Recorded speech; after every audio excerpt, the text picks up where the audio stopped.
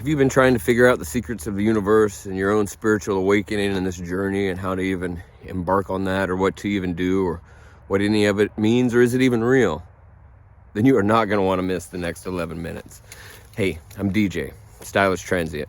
So I've been on this spiritual adventure for the last decade or something like that. I hitchhiked the country from all over the place, didn't use money for all those years, would go from homestead to humanitarian project to spiritual community to social justice movements. I wrote 4 books about all this stuff, philosophical adventures and spiritual unravelings.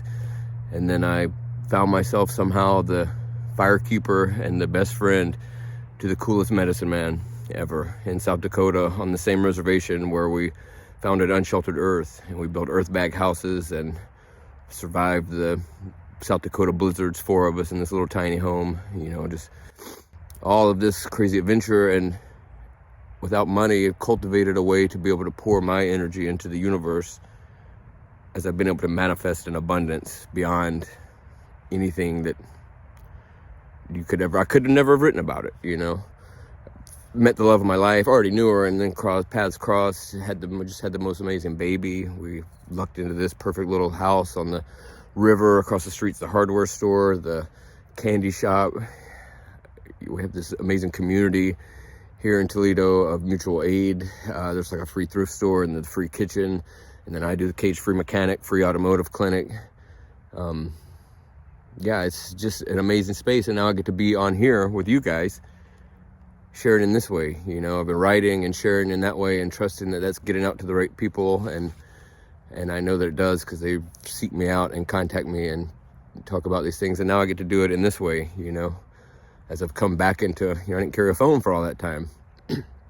No money, no car, on off the grid. And so now coming back into this space and having to learn how to balance, this digital creation space with you guys, and which I've minimized all my editing. And, it's just, I don't do any kind of scripting or something. It's just here off this heart, and I'm balancing those 2 sides. It's like this 2 sides of the spiritual path, right? That middle way they talk about. And so off on one side of that, it's maybe this material world, this limited 3-dimensional material space, the science, matter, math, and that's what we're here doing, is we're here experiencing a limited amount of this, because to experience everything, all of existence, of consciousness, of all this, that would be just too much. You think of it like there's this river of consciousness out there, this infinite energy of all of creation, or science. Maybe it was a singularity of mostly condensed matter down to this infinitesimally small matter, which then exploded out to the most separated state of energy, because everything's energy or matter is on this spectrum, right? Einstein and quantum physics and all that. And so then all this river of consciousness, that's too much to take on. So then you filter out the vast majority of that and break off a stream of consciousness, so that you can have this limited 3-dimensional experience here, as you develop your ability to allow more and more of that flow of consciousness to pour through you. Think about it like there's this cosmic projector, right? Movie projector, and there's nothing on it, and so it's just this blank white light, this pure white light on the wall, right? So that pure white light is everything. If you put a prism in front of that, every color of the rainbow would refract out of that, right? But with this white light on, you walked in that room, you would say, hey, there's nothing on. Where's the movie? Blank. There's nothing on. That's everything. It's only once you filter out some of that, you block out with a negative, with a film strip that blocks out every vibration of color except the one you're trying to see. It's only once you filter out most of that you are able to experience an infinite amount of stories and dynamics. And this entire journey, this journey of experiencing a limited amount of that everything, of working your way back to being able to experience more and more of that as your stream of consciousness, continues to merge with others. Because Because here's the thing, thinking about your spiritual path, it's a path up this mountain of enlightenment, right? It's a mountain. And there's a bunch of paths at the bottom. 8 billion, we'll say, for the sake of conversation. And then, lots of people's spiritual path is very similar. You're walking on that same path or right beside someone, or a very similar parallel path. Or, there's some paths that have a guidebook that you can follow that billions of people have followed for a long time. There's a leader up at the front that can talk directly to the guy up top and let you know how it's going.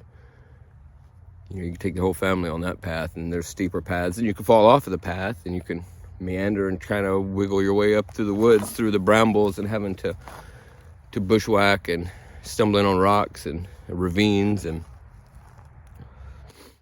you can still be meandering your way up the hill, though, finding little heady crystals, and maybe you stumble into some other paths, or you hop on some paths for a while and hop back off and learn different practices for, hone your ability to be able to climb this mountain, right? This mountain of enlightenment. Just like learning physics, not even having to pass a test or do science or anything like that, but just understanding inherently a sense of gravity, for instance. Those physics help you to be able to climb a mountain. It would be hard to climb. It's hard to walk. It's hard to do anything if you just forgot your inherent understanding of gravity. So the more you develop your metaphysical understanding, abilities, practice your spiritual practice, your meditation practice that practices your ability to allow this cosmic flow to pour through you and release your film strip, this tether into this three-dimensional space. That's your ego. So your ego is here to limit that, to help you to forget that you are all of that light, that all of that light is there for you to harness and to ride and to do anything, because the only way to experience the learning and the evolution of coming into that space is to have forgotten that.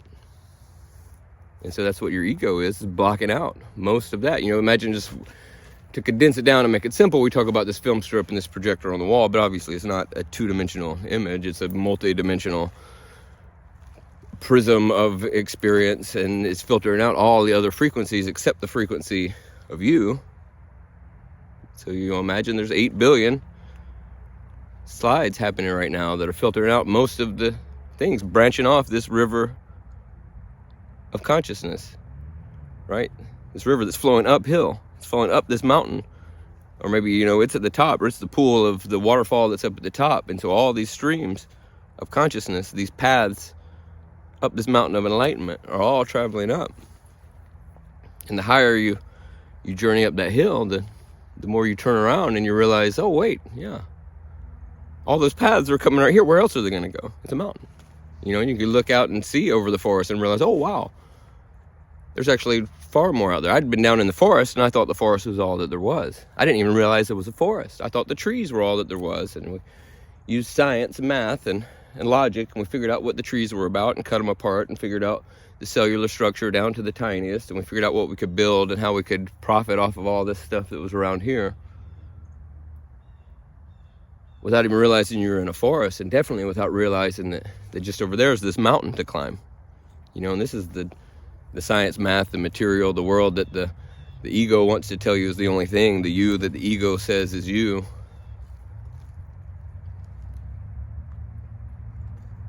And that's fine, but there's a whole mountain over there to climb.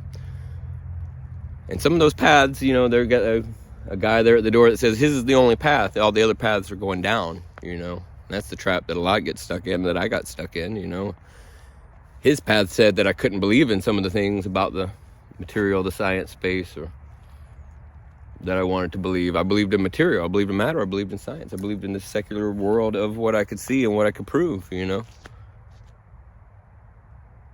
then you kind of meander up that hill, and then you start to be able to look back and see, wait a minute, yeah, we were in a forest that whole time. That was part of this whole mountain. Your river of consciousness, you start branching back into bigger and bigger flows. Maybe it was the drip of consciousness, a drip of this ultimate white light pouring through your film strip of ego, your really darkened film strip of ego that really just held you tight into this material space, because the material space is what you could see, what you could prove, and the ego micromanages and wants to force every little detail and wants to make everything happen here, and you can do it. It's a lot of work, but you can do it, you know. So this is like off on that left side of that road, right? This middle way, this left road is this material matter space, right? And so that's like slugging through in this ditch of, you know, it looked like this, and having to get through and through the snow and the water and the muck. It's going to the same place. Yeah, sure. You know, it's going to the same place the road's going, but you're doing it this hard way. You're doing it this rough way. You're digging a hole through the mountain of enlightenment. 40 hours a week, 65 years a life, and digging through, because that's what they told you had to do. And by the time you get to the other side, you're too worn out to do anything.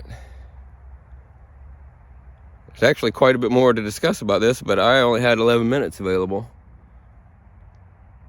So just trust. Just do what feels right and develop your ability to listen to hear.